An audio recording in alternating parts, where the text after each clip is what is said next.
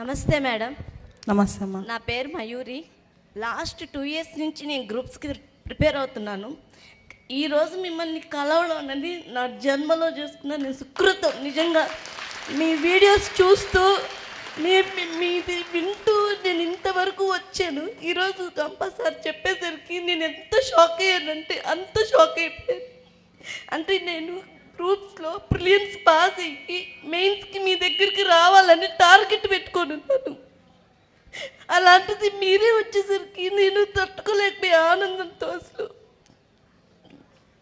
నేను చదువుతున్నాను కానీ ఎక్కడో ఫాల్ట్ నాకు అర్థం కావట్లేదు. కానీ గ్రూప్ 2 కొట్టాలా అది ఆకాశం ఉంది. కానీ అన్ని సబ్జెక్ట్స్ ప్రెషర్ పెట్టుకున్నా చేసినా ఎందుకు నాకు టైం మేనేజ్మెంటా లేదు నాలో లోపమా అన్నది నాకు అస్సలు అర్థం కావట్లేదు మేడం. అసలు నిజంగా ఎంత బాధగా ఉందంటే కొట్టలేనేమో అన్నప్పుడల్లా అంత బాధ ఇట్లానే వచ్చేస్తుంది. ఇట్లానే ఒక్కదాన్ని ఇచ్చేస్తాను.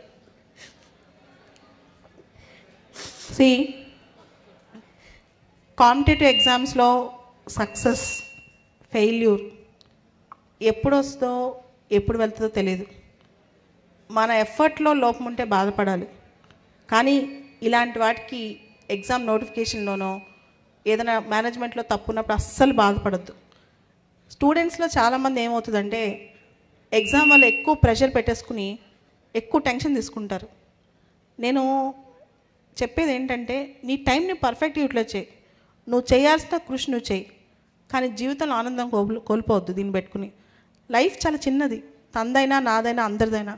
ఈ లైఫ్లో ఓవర్ ప్రెషర్ తీసుకుని నేను వర్క్ చేస్తాను. మీకు చెప్తాను, నేను పొద్దునుంచి సాయంత్రం దాకా వర్క్ చేస్తాను.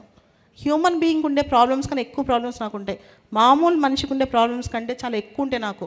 నీకు తెలుసా, పొద్దున్న లైట్ వేసుకోవాలన్నా ఎవరైనా సపోర్ట్ చేయాలి, ఇక్కడికి నేను ఎక్కి రావాలన్నా సపోర్ట్ తీసుకోవాలి. ఇలాంటి నేనే ఈ మాత్రం వచ్చి ఇలా మాట్లాడగలుగుతున్నారంటే నువ్వు ఏం చెప్పు, నువ్వు ఏది అనుకుంటే అది చేయగలవు. కానీ ప్రతి ఒక్కరికి ఒక టైం వస్తుంది. టైం దాకా వెయిట్ చేయాలి, పోరాడాలి. నేను ఎంత పోరాడని తెలుసా, నేను చిన్నప్పటి నుంచి నేను 11 months ఓల్డ్ నుంచి మీకు ఒక చెప్పాలి ఇక్కడ నా కథ. నాకు ఒక సిస్టర్ ఉంది, తను బాగా యాక్టివ్, బాగా ఆడుకుంటూ ఉంటుంది. నేను ఎప్పుడు నడిచానో కూడా నాకు తెలియదు చిన్నప్పుడు. సో అసలు నడిచిన గుర్తు కూడా నాకు లేదు. మా అమ్మ నాన్న నన్ను ఒక చైర్ వేసి కూర్చోబెట్టి పై అంతస్తులో కూర్చోబెట్టేవాళ్ళు.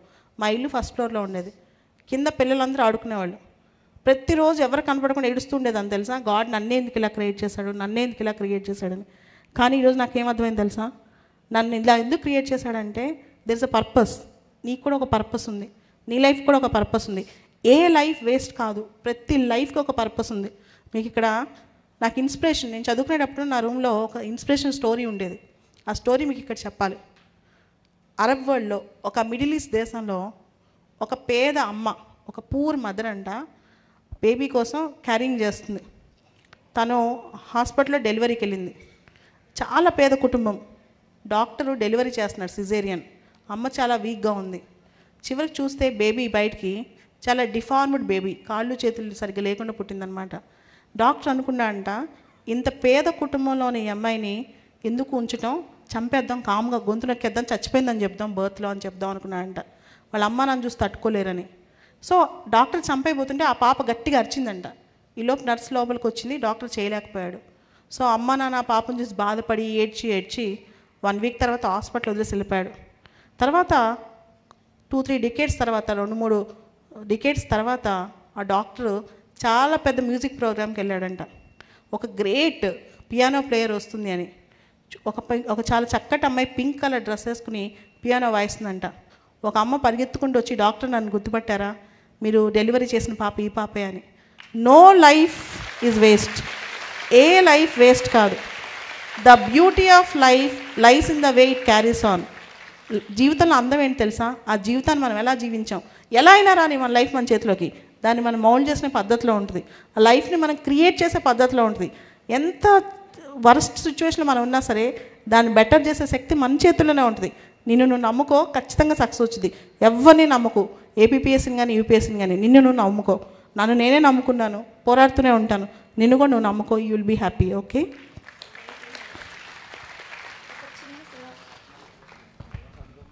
మ్యామ్, నా పేరు పెంచలే మేడం. డిగ్రీ నాకేం తెలియకుండానే పూర్తయిపోయింది. నాకు సైంటిస్ట్ అవ్వాలని కోరిక మేడం.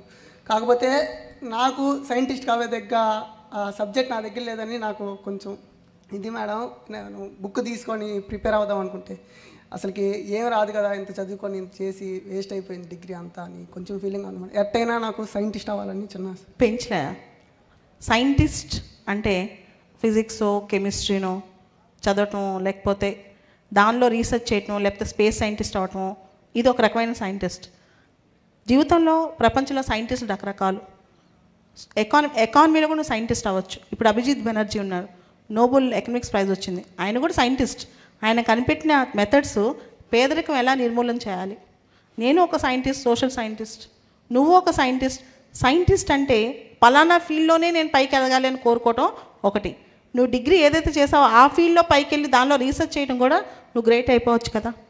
ఓకే, నీకు ఏదైతే ఇప్పుడు అవకాశం ఉందో, డిగ్రీ అయిపోయింది కాబట్టి నీకు ఏదైతే బెస్ట్గా అవకాశం ఉందో ఆ ఫీల్డ్లో డెవలప్ అవ్వు, ఖచ్చితంగా పైకి వస్తావు. కాకపోతే ఇప్పటి నుంచి ఒక టార్గెట్ పెట్టుకో. సక్సెస్ అనేది ఓవర్ నైట్ ఎవరికి రాదు. మనం అనుకున్న సక్సెస్ రేపు పొద్దున కల్లా రాదు, వస్తే సక్సెస్ అవ్వదు, దాని విలువ కూడా మనకు తెలియదు. నేను కూడా అనుకుంటుంటాను, నాకెందుకు రేపు పొద్దున్నే నేను అనుకుని జరగదు. జరిగితే మనకు నష్టం. మనం దానిలో కావాల్సినంత ఓపిక, కావాల్సినంత పేషెన్స్, కావాల్సినంత సంవత్సరాలు మనల్ని స్ట్రెస్ చేసి మనల్ని పరీక్ష పెట్టి చివరికి సక్సెస్ వచ్చింది. సో ఈజీగా సక్సెస్ వస్తే అది రాదు మనకి, అది మన చేతిలో కూడా ఉండదు. So it takes time.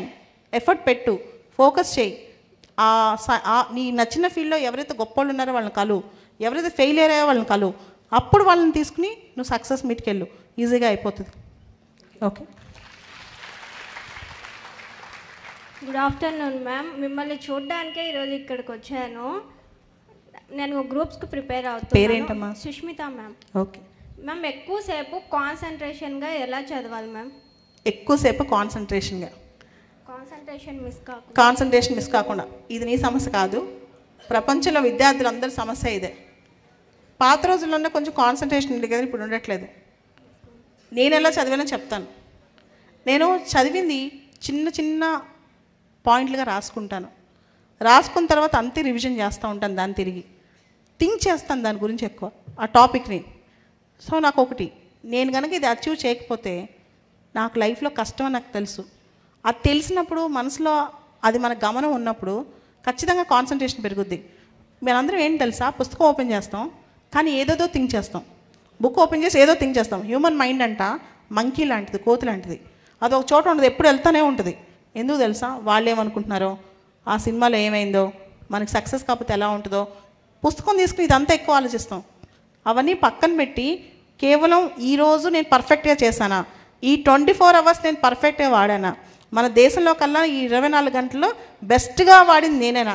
నీకు ఒక చెప్పనా, లాస్ట్ 14-15 ఇయర్స్లో నేను 2 డేస్ ఎప్పుడు వేస్ట్ చేసావు నువ్వు అడిగితే ఎప్పుడు వేస్ట్ చేయలేదు. నాకు ఒక చిన్న బాబు పుట్టాడు, ఆ బాబు పుట్టిన మరుసటి రోజు కూడా నేను పని చేశాను. ఓకే, సో ఎవ్రీథింగ్, ప్రతి పని నేను చేస్తాను, ప్రతి క్షణం పోరాడతాను. కాలు నొప్పి వచ్చినా తలనొప్పి వచ్చినా నేను కూర్చుని పోరాడతాను. ఆ పోరాటం ఉన్నప్పుడు కాన్సన్ట్రేషన్ దానికి అదే వస్తుంది. ఎప్పుడైతే మనకి ఫీబుల్ మైండ్ ఉందో, వీక్ మైండ్ ఉందో, అటు ఇటు కదులుతూ ఉంటుంది అనమాట, చపల చేతం ఎక్కువ ఉంటుంది అనమాట. అలా కాకుండా మనం అనుకుని చేయాలనుకుని చేసేస్తాం, అది ఆటోమేటిక్.